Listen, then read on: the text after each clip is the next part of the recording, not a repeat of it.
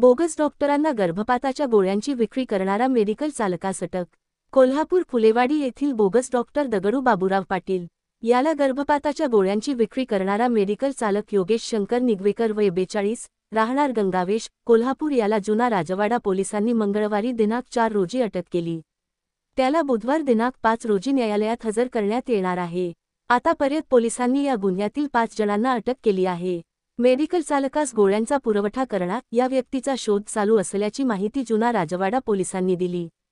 गर्भपाताच्या गोळ्यांची विक्री झाल्याची माहिती मिळताच आरोग्य विभागासह पोलिसांनी फुलेवाडी, जुना बुधवार पेठ आणि ज्योतिबा डोंगर येथे छापे टाकून कारवाई केली होती।